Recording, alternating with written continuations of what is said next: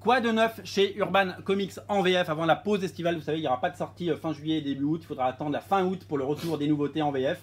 Mais qu'est-ce qu'il faut emmener dans vos bagages en vacances? Deux comics à ne pas manquer, deux coups de cœur absolument géniaux. Et j'adore ces séries et on en reparlera dans des émissions dédiées parce que j'ai vraiment envie de vous parler de ces deux séries en profondeur. Le premier, c'est le Superman Rebirth. C'est certainement la meilleure surprise de DC. Rebirth, c'est le meilleur titre que j'ai pu lire. Et pourtant, je ne suis pas le plus grand fan de l'univers de Superman. Quand je lis du Superman de façon classique, j'ai tendance un petit peu à bâiller, un peu à m'ennuyer. Mais cette série, elle est géniale. Elle est géniale pourquoi? Parce que il y a un point de vue vraiment génial. Vous le voyez, ce n'est pas Superman sur la couverture, c'est son fils. Alors, ce n'est pas des aventures du fils de Superman, mais c'est une aventure familiale où on retrouve Superman donc, et son fils John, et bien sûr Lois Lane, la maman, dans une aventure complètement inédite et complètement immanquable. C'est vraiment donc deux auteurs que j'adore qui ont fait cette série. Ils avaient œuvré sur Batman and Robin, vous le savez.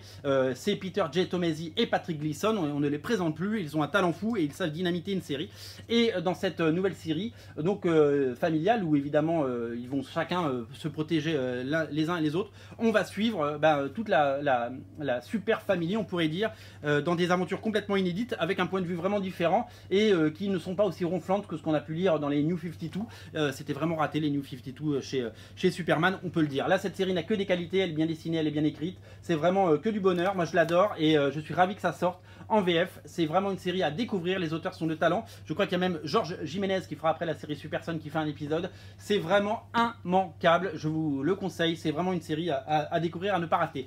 L'autre sortie, alors là c'est mon comics préféré de l'univers, c'est The Authority, ressort enfin chez Urban en VF dans une magnifique édition. C'était sorti chez Panini déjà, c'était sorti chez Soleil, c'est sorti plein de fois.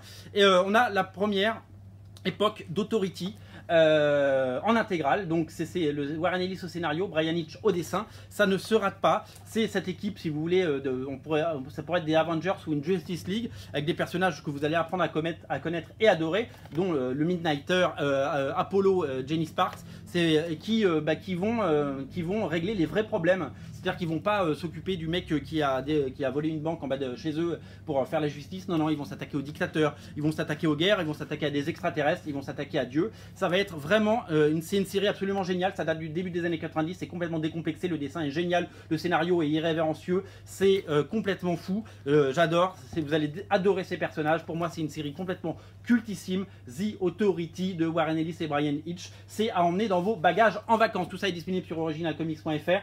Sautez dessus, ces deux titres sont immanquables. Si vous voulez passer un bon été, c'est simple, il faut les lire, sinon vous allez passer un été de merde, je vous l'annonce.